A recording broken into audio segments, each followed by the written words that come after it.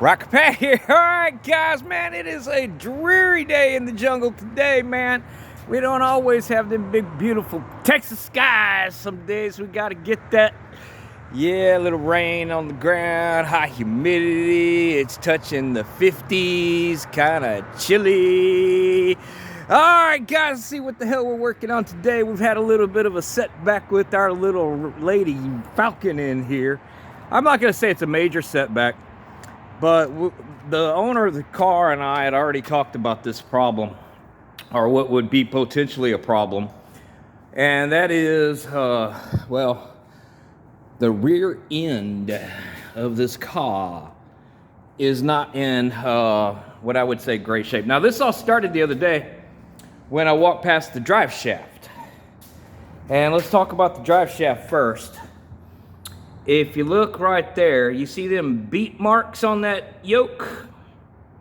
And you can see over on this side where there was a clip.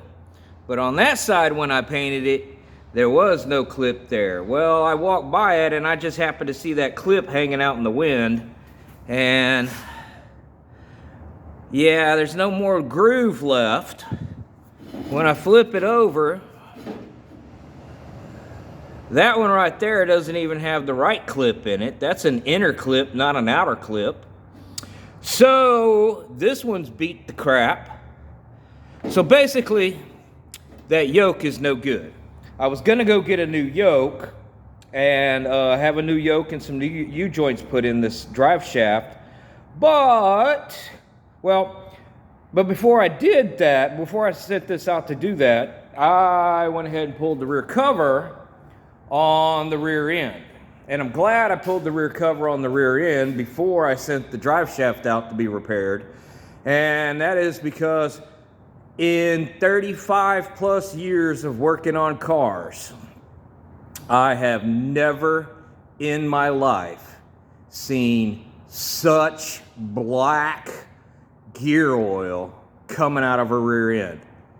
Black, diesel oil black. But not diesel oil thin, thick. And yeah, this thing has got some, you see that big pile of sludge? That came out of this sump that's right here. And let me see if I can see right. Yeah, so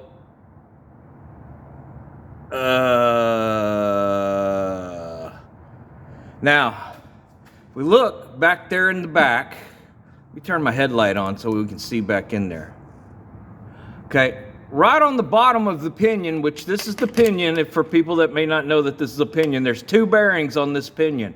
There's an inner bearing and an outer bearing. The inner bearing is right on the other side of this gear, and the outer bearing is right out there by that little thing right there that I'm pointing at, that yoke. That bearing's gonna ride right here. At the bottom down there, there is a drain hole, okay? Because at the top up there, let me see if we can see it. I don't know. At the top, right through that hole right there, oil is slung through that hole and hits that front bearing, the outer bearing. And it needs to drain back through the bottom over here. And I'm not doing a very good job of this. There we go, that's better. Get this deal out of the way. But down there at the bottom, if you look carefully, completely plugged with sludge. That's the drain back. It can't drain back from the pinion bearing, the outer pinion bearing. So when the car was here and it was just sitting here dripping and dripping and dripping oil, it wasn't because that seal was so bad. It was because the oil couldn't drain away from the seal. So therefore, it had nowhere to go. Yeah, that's the hole up there. So the gear don't look too terribly bad. I mean, I don't see any problems where we could say, no, we don't need to drive it. But listen to this backlash. I'm going to shut up now so y'all can hear the backlash. Because I don't need to measure it.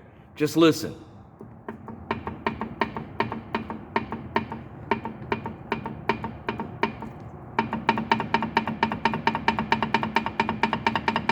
Yeah, I think that's going to make some noise. Now, I don't want to put any money into this rear end, and I'm going to advise the customer not to put any money into this rear end. It's a tiny little bitty rear end. So my thoughts on this is that we need to source an 8-inch out of a Mustang.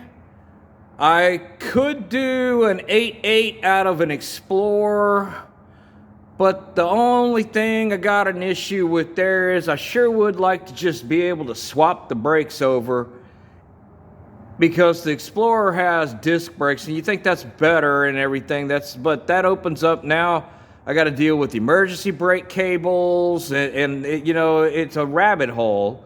Whereas if I just get an 8-inch that has the same backing plate flange, then I can just take these backing plates off and slap the brakes back on the car, and with a different set of drums maybe. And yeah, maybe, I don't know what the answer is on that. But since this is screwed up, and I think that it needs to come out of the car, which is not going to happen right now. I'm going to put some 140 oil in it so it's a little thicker, and they can drive it. It's not going to be the end of the world or anything, but I kind of think that oil ain't never been changed. Maybe, I don't know. I've never seen that before. But because of what's going on with the rear end, and my decision is to go ahead and let's change this rear end. And because I talked to the customer, and they're probably going to want to put a V8 in this thing instead of this 6-cylinder.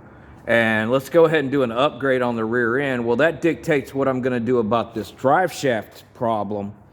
And the fix on the drive shaft problem is I'm going to take old Sparky right there, and I'm going to spark me a couple of big beads right around this deal right here where this U-joint cannot come out of the thing, and we're just going to prescribe that that's done for life. It's all right now as long as you don't need to take it apart, but that yoke is no good regardless, and it ain't going to hurt anything to just put a weld there, not spend any money on this drive shaft, because if I change the rear end, I got to change drive shafts. I'm going to be messing with drive shafts as well. It's not going to be a simple just, oh, we'll bolt that in. No, we change the rear end, I'm going to have a drive shaft made. So, all right, mainly I'm making this video, and yeah, I found one rivet costing me a whole set of brake shoes. But I'll get some brake shoes today and change the shoes and put wheel cylinders on it. We already have all that, and put a new wheel seal in this one because it is leaking. All right, well, mainly made this video so I can send it to the customer so they can see what's going on with this rear end and understand why I'm going to be tack welding onto that that drive shaft yoke, and we'll just put some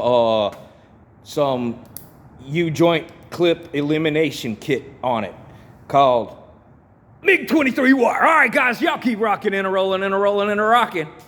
I got some more grinding down to do. Talk to y'all next time.